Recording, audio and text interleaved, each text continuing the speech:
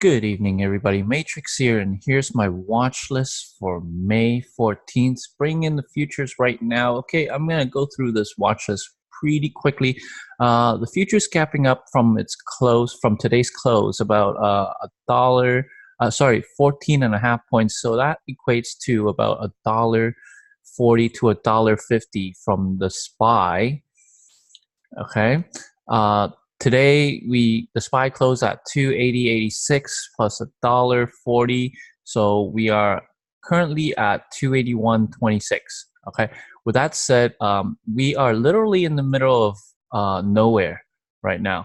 Okay. I want to mark off this 282.50 as the range for the day, and obviously the lows as well.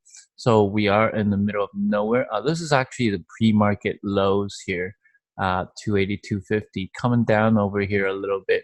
There is some resistance at around the 282 as well. So we have a resistance zone.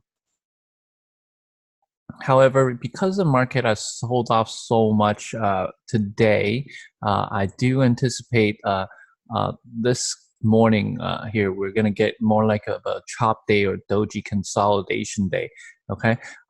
With that said, if the low of today snaps, we do have a lot of room to come down to test this 200 SMA here. If this is 200 SMA here at 277.28. More likely first test 277.66 right here in this area. Okay. Overall, it's looking pretty bad right now. It looks like it's about to panic sell. The lows need to snap hard and confirm before I am going to call it a day for the market to dump hard. Aside from that, I'm going to be anticipating more of a doji day. And going back into the intraday chart here, let's go into the 5-minute to see a slightly more clear picture. 5-minute chart, we are in this trading channel over here, this sideways channel. So it needs to decide where it wants to go tomorrow, and we are right in the middle of everything. So let's get into the watch list. With that said, I like to find stocks that are in play and that trades less accordingly to the SPY. Okay, so first up, we have ROKU on its massive higher relative volume. Okay, we had a massive pull down day as well. This major green bar on the daily channel, on the daily chart here, is its positive earnings reaction, right? So I have already loaded some drawings from ROKU. It's basically the same drawings from last night, and I added in a few more on the lows here. Okay. These ROKU drawings haven't really changed since after the earnings date. What I want to see now, I did anticipate a pullback on ROKU from last night, but I didn't see it coming down and snapping the 82 nor the 80 because we had this major gap down and the sell-off was really brutal. We have sold under a key prior support area here at the 82 and the 80 level. Okay, so I want to see what it does tomorrow at this 82 level. At this 80 level, more specifically the 79, 75 area, as you can see right here. This is where I got the horizontal resistance line from.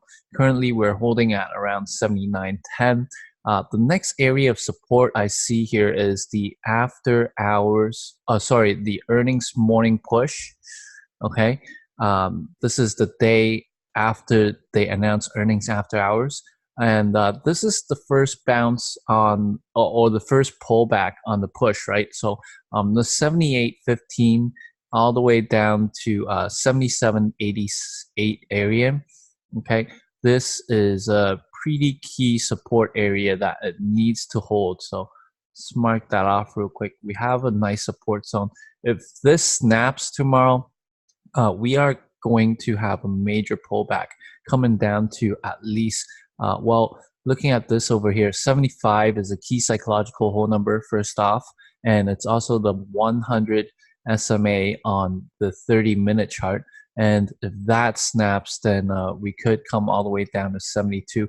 However, Roku's average true range is about $4.30 lately. So I do like the 75 area more likely on the bottom here, on the bottom side of things, and that's to say if it continues to dump tomorrow. What I'm looking for is since the stock closed so weak, I'm looking for a pop and drop, right? I'm pretty sure a lot of short sellers piled in today as this $80 level snaps.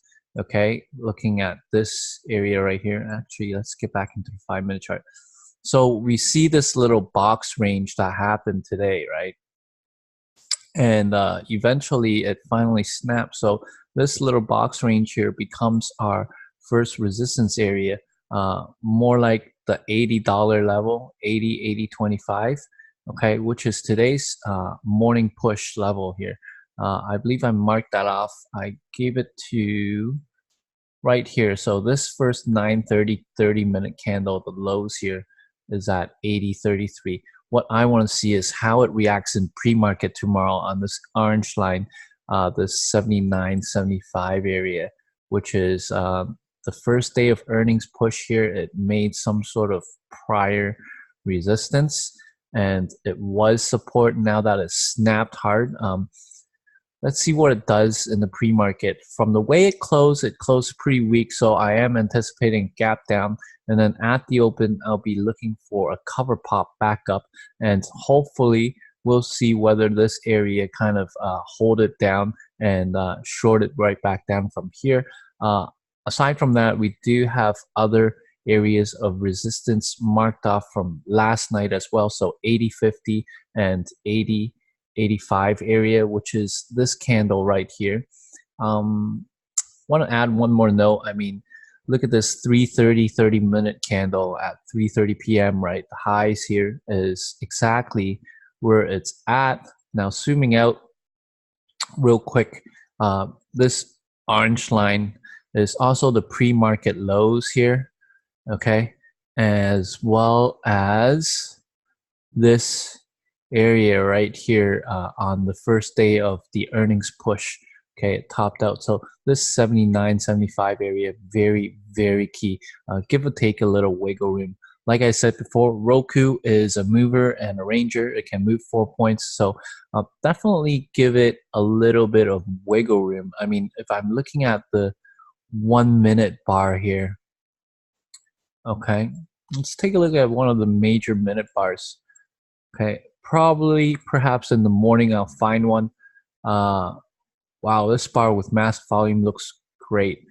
Okay, so from lows here at 80.84 to 81.82, this is a dollar candle. Okay, and at the open, knowing that Roku has the potential to make dollar candles, you know, size down a little bit and give it a little bit more wiggle room. Okay, next up, TLRY, TLRY. TLRY is very interesting. I actually meant to put TLRY on the watch list last night, but I totally forgot. As I saw that it closed right underneath the 50 area here on the daily chart, and it wasn't able to hold. And today on this gap down, I basically totally forgot about it. Now, looking at TLRY real quick, stock is announcing earnings tomorrow after hours. So usually with these type of stocks, they kind of sell into earnings. Before the date of earnings, they sell a little bit, and then eventually they find some sort of a bottom and hold, and then you'll get the gamblers coming in buying the bottom and betting it long before the earnings comes out. Now, with that said, I do anticipate a little bit more selling at the open first, and then eventually test this. Actually, I think I already loaded the drawings here. Let's see here. Settings, load drawings, TLRY. Perfect. Okay, so we did set a low here at 45, and if I zoom out a little bit, a few days ago, we did set a even lower low here at 44.30. Okay, so 44.30, it's 52-week lows. All right, it got reversed and bounced back real quick here. So 45 is very key. As you see, it bottomed out and basically ran back up today. Looking at this, from the way it closed, it's actually closing on a good note, that in a sense that come power hour, people were buying into this. So they are expecting a little bit of a gap up tomorrow. The key area I'm watching first is 4760s area. Okay. I want to see how it reacts in this area tomorrow, as well as the 48 key psychological whole number coming into the daily chart here. If I map out the 48 for you, this is a prior key support. So this orange line right here is basically this low that I mapped off, and then 48 right about here. So we are running into a key psychological whole number of some sort of support.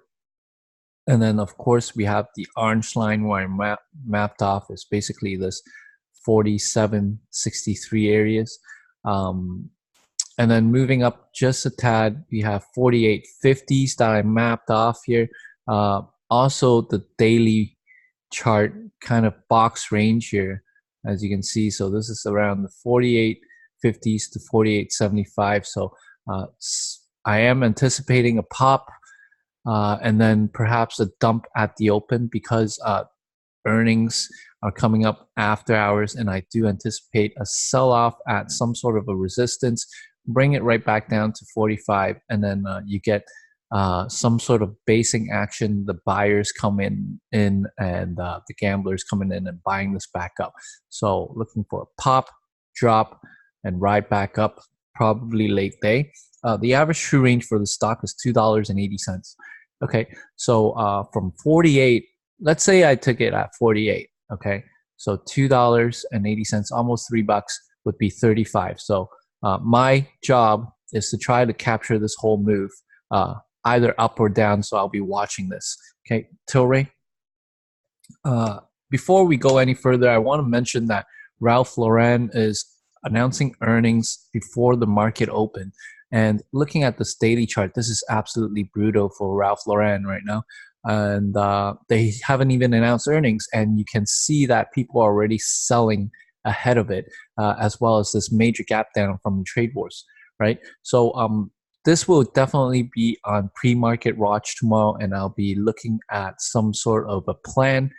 Looking at this right now, I mean, if I'm just gonna go on the daily chart, this 120 level, very, very significant. As it snapped today, it becomes major resistance. So if it does come out with good earnings tomorrow, let's see if it comes back up and hold this 120, maybe ride it back up to 122.5 here. Okay, so this is another level of resistance. But overall, the stock in the past month so far has been looking pretty weak. As you see, it topped out at 133.50. Buyers, let's see here. I think buyers got caught off guard here at May 3rd. On May 3rd, as this broke out of this 132.50 area. And we definitely have bag holders right up here. So if we have good earnings and we have a major gap, I want to see the gap as high as this, and to around the 132 area. And then these bag holders will take care of the short for me and sell it right off. That's the initial plan right now, but we don't know what's going to happen pre-market. Okay. Uber was fantastic, as I traded this a second time today. I traded it on its IPO day and today as well. Okay, so loading up some drawings real quick. These drawings from last night, and then today I marked off everything down here. I marked off, so from 39, 38.10. I use a purple line. It's basically the pre-market lows, and as you can see, it reacted very well at 38.10 today. And from here, 39 was a key area because of the pre-market action and the opening action, it basically topped out from here. If I zoom out a little bit, I actually had this downtrend line drawn from the high of day to, oh, there's two of them here. Just delete that. I had this downtrend line drawn. Let's see if I can remove this wording here. Everything doubled up as I kept saving. Okay, so this downtrend line, I basically played this downtrend line the whole day, right? And I shorted it at 38.57. Let's bring out the 5-minute chart coming in. So I shorted it somewhere around this area, I believe. Yeah, around this area. Perhaps on the stuff of this candle, and yeah, I think I definitely got in here, and I rode it all the way down to the lows, and that was basically it. Once I got to the lows, I paid a majority of it. I paid myself a majority of the part once I saw the 37 snap, and from here I just held a little bit and let it stop me out, and eventually it actually kind of stopped me out right here. Let's zoom out a little bit. Yeah, I was riding this down. When this 37 snaps, I paid myself a majority, came back up, stopped me out literally on this candle right before 2 o'clock, and then it went down some more. So that was very uninteresting, to be quite honest, to be stopped out right here. I mean, I could have gave it all the way back up to my entry and still hold this. Anyways, with that said, Uber, it has broken this downtrend line. Okay, it's now trending sideways, so we are in kind of like a transition mode. So initial downtrend, transition. Now after the transition, it might either pop back up or have another leg back down, right? So what I'm watching for, I'm expecting tomorrow to be pretty choppy on the sideways days. I'll still be watching these resistance areas that I've mapped off today. Specifically the 39, pretty key tomorrow. I'm going to watch the 38.10 as well. This is once again today's pre-market low. 37, key area. As you can see, it tested a lot of times at the 37, specifically 37.15. Why 37.15? Because right at the open, this was the low of today's open, and while I was holding this short, I waited literally for an hour and a half for this to snap down and stay down. Okay, it had a lot of support here, and now that it's closed a little bit under it, we'll see what happens with it tomorrow. We have the lows here at 36.08. Okay, very specific to the penny. If this snaps, then it'll continue, and I do like it for at least 35, but I highly doubt it's going to be tomorrow, as this thing is sideways transitioning right now. It'll probably do a pop and drop, watching this 38.10 area. Okay, 330. Let's take a look at 330 real quick. 330 is this candle. So the high of 330 around the 37.25 area. Yeah, so from where I stopped out, basically right here near the VWAP, 37.5. Okay, so looking for a rejection here, or seeing what it does here. If it reclaims and holds, I can definitely risk 37, ride it long back up, test the 39 again. Okay, that's Uber. LYFT, on the other hand, a lot better than Uber, to be quite honest. I'd rather trade LYFT tomorrow, which I totally missed because it was pretty much gold on LYFT. I mean, let's load up some drawings real quick. All right, so this is LYFT from drawings from yesterday. Okay, and basically it opened right at the support area under and snapped and pulled down from the 50, right? We're currently sitting at 47.9. Kind of found some sort of a support area here at 47.5, but we'll have to see what it does tomorrow at 47.5, as this is a key psychological number. Okay, I am looking for more downside, obviously, and if I were to use the measured move per leg, I mean, from here we have to the lows, from the highs to the lows, right? That's one move. So if I bring the line here, this measurement over here from the highs to the lows, okay, so that's one leg down. If I bring it over here to the IPO day, see how it matches. It's literally 20 bucks. All right, so one leg, 20 bucks, pull back, another leg, another 20 bucks. And then we have a long pullback.